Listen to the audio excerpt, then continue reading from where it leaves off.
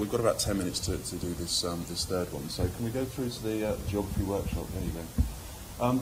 This was an utterly beautiful PDF Stunning piece Stunning that came PDF. through. 63 pages. It was probably closer to the Romeo and Juliet film pitch than it was to anything that's digital. But I absolutely loved that about it. I mean, that showed a tremendous amount of passion.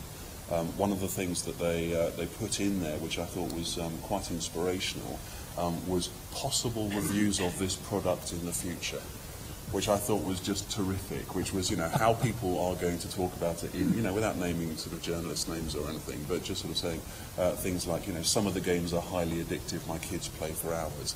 That they've made that up. It's a part of the pitch. But I love that sort of sense of passion and commitment that they had to this particular project.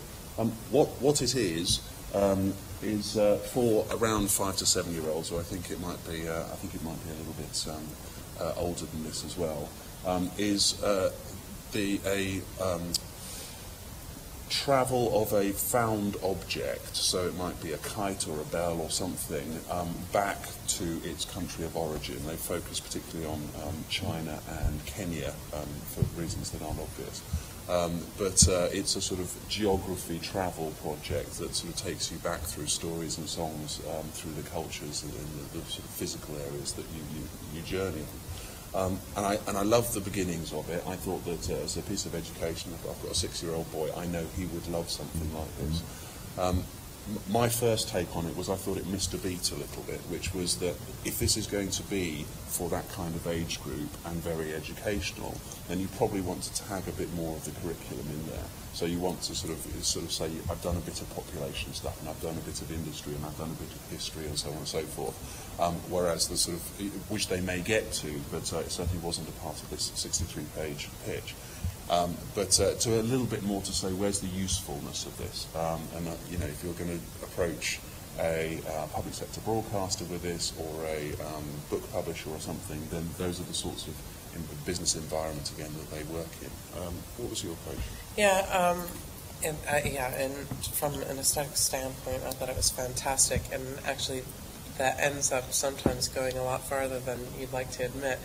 But I'd also say that sometimes when you're looking at who your target audience is, you also have to look at who you're actually selling to. And I don't mean in your pitch. So, for example, when you're looking at this younger demographic, you're obviously also looking at how to sell this into parents. So I think sometimes that's one of the aspects that's missed as well.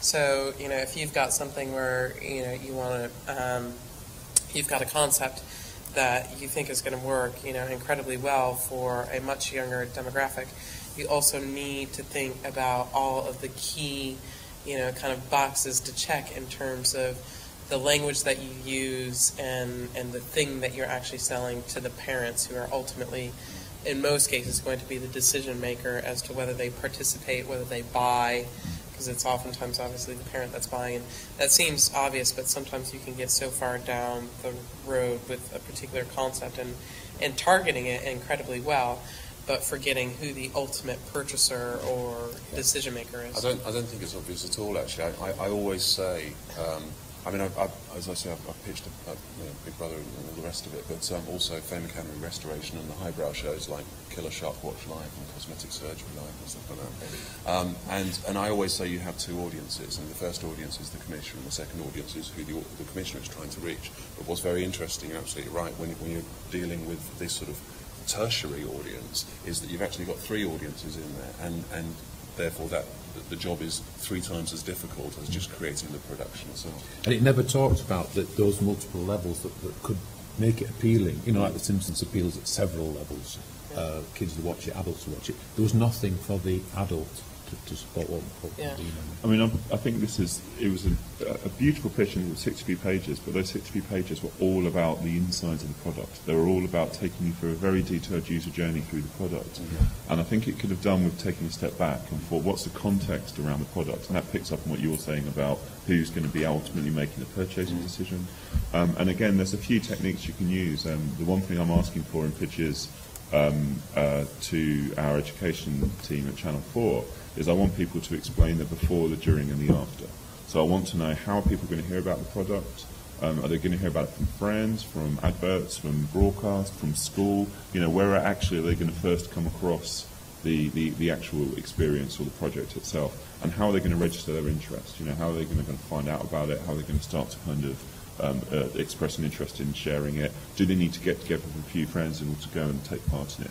What's the experience during? And this was all about the during. You know, the only kind of picture we got of the product was in the during stage.